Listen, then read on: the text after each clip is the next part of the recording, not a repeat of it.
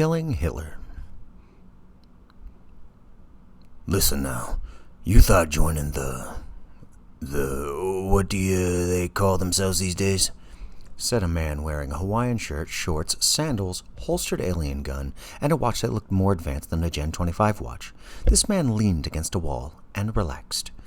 A tense, vigilant, well-groomed, wearing full battle armor, and holding a space rifle at full ready, responded without taking his eyes off of his target.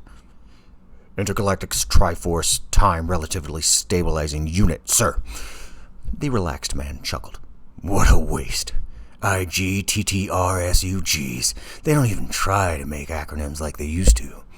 You know, boy, when I was your age, we were called Galactic Authority for Neutralizing Galactic Stability. The tense man looked at a skinny man sitting at a desk filing paperwork. The skinny man wore an armband that bore a swastika. On his upper lip was a short, square mustache. Gaffings, sir? The tense man replied, without looking away from his target. Well, you don't pronounce the small words like for when making acronyms, young man. Gangs.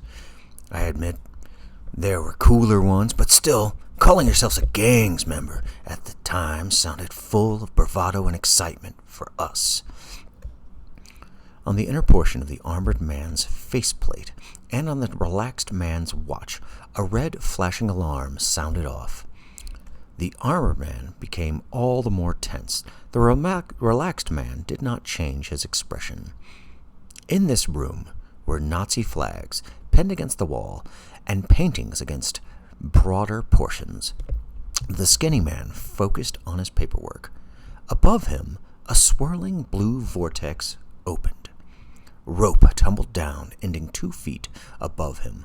Sliding down the rope, wearing a headband and wielding an M203 grenade launcher and screaming like Rambo, one hand on the rope along with his legs, while his free hand held the gun, pointing down. The tense, armored man immediately lifted his space rifle and fired. Aiming perfectly, the Rambo-esque man flew across the room, slamming against the wall. His blood smeared down as his body slid to the floor. The skinny man did not notice. Good eye, remarked the relaxed man as he took out his alien gun and fired at a second man exiting the portal. His body landed next to the first.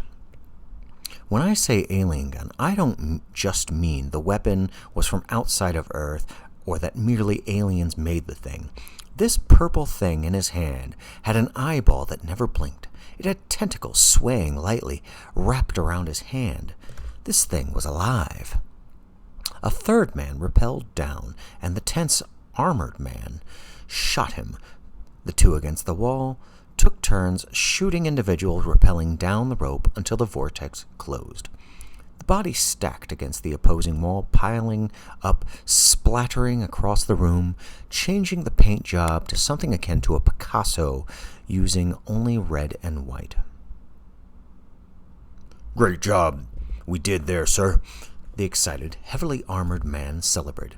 Yep. The older man shrugged. The younger man frowned, confused. Sir, aren't you excited that we preserved the timeline just now? Yeah, sure. I mean, the first dozen times or so, it was the most exhilarating feeling of my life. Sir, how long have you been doing this? This will be my 45th year. The skinny man, sitting at the desk doing paperwork, did not change his expression, even though blood splattered all across this room. None of it landed on the desk, or on his person. He was oblivious to his surroundings. Sir, still, you're a hero as far as I'm concerned. And you are too, I suppose. The armored man pulled up a screen on his visor interface. It revealed a jumble of numbers, IG 3518746086753.9 to IG 3518746086753.9. That's a full original Earth week, sir. Yes, it is.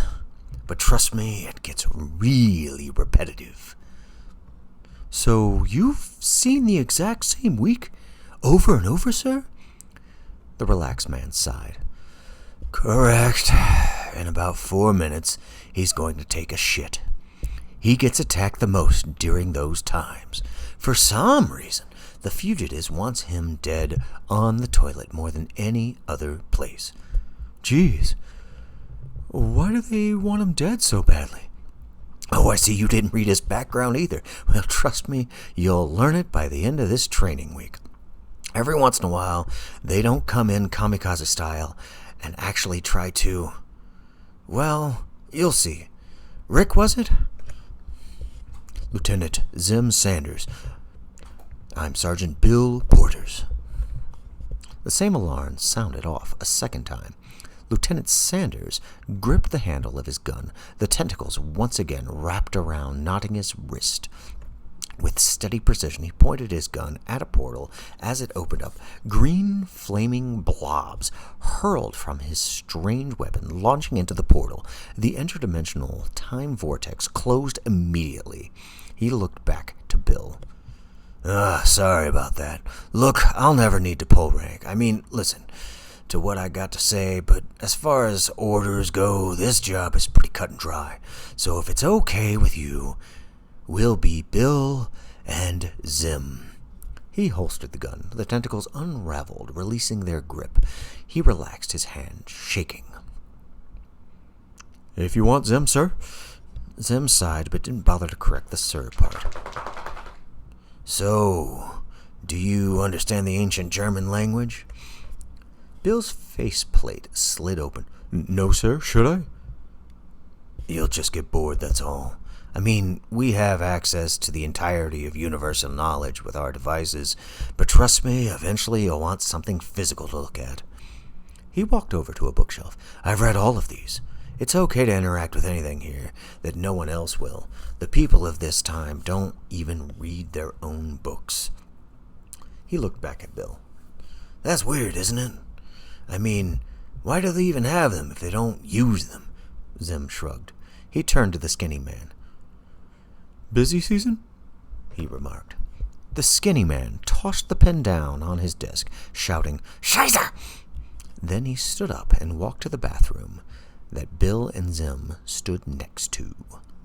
On the way to the bathroom, Zim upholstered his weird alien gun, allowing the tentacles to wrap around his now steady hand.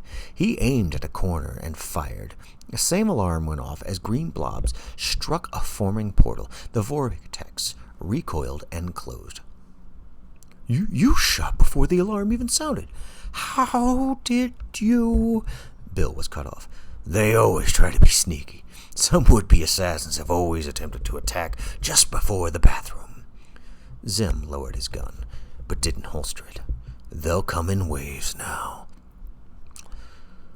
The well-decorated, largely spaced private bathroom with a heated, plush, comfortably seated toilet had Norse statues lining the walls. Odin, Thor, and Freya had swastika armbands. There was a fountain at the center of the overly decorated, perfectly spotless shitting room. Upon shutting the door, the carnage began.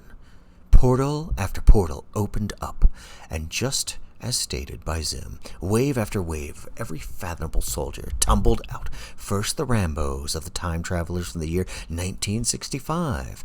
Then the first time travelers from the posh 1860s carrying rifles had their top hats tilted. They thought it looked cool. From behind Odin, a tank rolled out from the first time travelers of 1975. Zim shot a blob at the tank, consuming it and reducing it to a stain on the wall. The skinny man casually walked to the toilet and dropped trow. From the ceiling, the first time travelers of 2074 repelled from their portal carrying their plasma rifles. A wave of Roman centurions wielding swords and shields rushed forward. From another corner, the first time travelers 3939, during a strange human era where humans were all briefly cyclopses, which was remedied by 4172.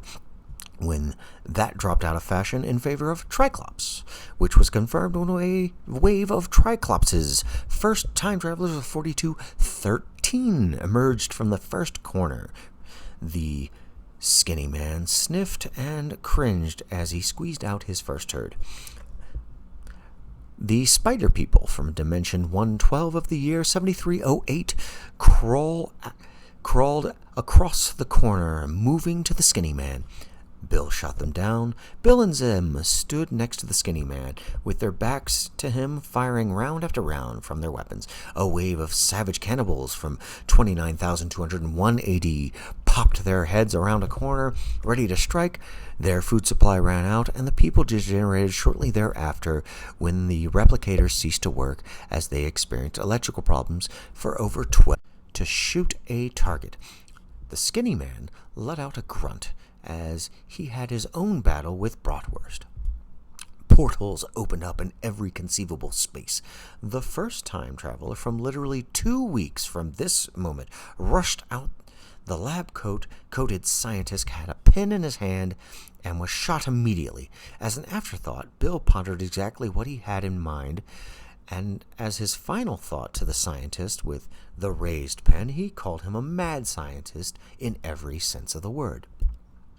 Zim's alien gun rattled round after round of blobby goo, then shook, cracked, writhed its tentacles, and split in two. The two halves of Zim's gun fired independently, then spaced themselves, one remaining his right hand, growing back into the original shape, while the other half crawled across his body, making its way to Zim's other hand. Its tentacles served as legs. It wrapped around his no longer free hand, exactly as its twin did, and Zim fired twice as many goo blobs as before. A wave of the first time travelers of 2020 and 2000, both consisting of groups of fathers and sons, the fathers being from 2000 while the sons being from 2020, both groups were literally the same age. These groups of 20-year-olds busted out, and somehow, without making a paradox for their suicidal mission, all died together. Both groups claimed they were simultaneously the first time travelers. Time travelers from 2091 used high-tech bows and arrows, wearing badges on their shirts saying, "First time travelers in history," were gunned down by Bill. A blue police box warped into the middle of the room just behind the fountain. A man popped his head out of the box, took one look at the carnage, and retracted his head, saying, "Whoops, wrong address," which nobody heard over the constant gunfire. The blue box warped right out with a strange whooshing sound. Robotic men clinked into the bathroom, phasing through the walls. Zim's left gun shot them down, while his right gun focused on sentient blobs of goo that slugged their way forward. Yes, Zim's blob destroyed those unknown blobs from some year far beyond 9 million to when human evolution took a turn to such laziness that humans didn't even bother having limbs at that point, and they relied solely on photosynthesis to survive. The scientists of that era accidentally created their time travel when they were trying to invent an easier way to microwave their light burritos. The skinny man reached for the toilet paper. The final wave of attacks were the first time travelers from the year 2763. They had no weapons. Their large bulbous heads revealed they didn't need one. Their ultimate psionic attacks were reflected back to them from the technology that resided in Zim's watch and Bill's armor. The psychics of 2763 fell to the ground, clutching their heads in an agonizing death. One last portal opened up. It opened while Bill and Zim were still dealing with the psychics. Well-groomed, well-dressed, well-armed, and well-manicured gorillas from the year 4678 popped their heads out. One look at the carnage and gore across the room gave them second thoughts, and they abandoned their plans, whatever they were, thus proving ape truly is more intelligent than man. The skinny man finished up. He pulled his pants up, flushed the extravagant toilet, then walked out of the bathroom. "He didn't wash his hands," Bill commented. Zim shrugged. He studied His steadied left hand alien gun released and crawled back to the right. His left hand returned to shaking. The gun combined. He holstered it. He put his hands in his pockets to hide the shaking. The skinny man returned to his desk. Zim and Bill walked back to their previous positions against the wall. They sat down, catching their breath. We did really great there. Zim shrugged. We have some time before anyone tries again. I know I should have done some research prior to coming here, but I just gotta know, what's so special about this guy that literally every time traveler wants him dead? Zim didn't look at Bill. Are you sure you want to know? I mean, I don't really care, to be honest, just making conversation. It was Bill's turn to shrug now. It's up to you. I'll tell you one thing for sure, Zim said. Bill looked directly at him. This job is easier if you don't know. Zim felt his hands shaking in his pockets, and his stomach had a growing, sickening feeling from his ever-growing self-loathing.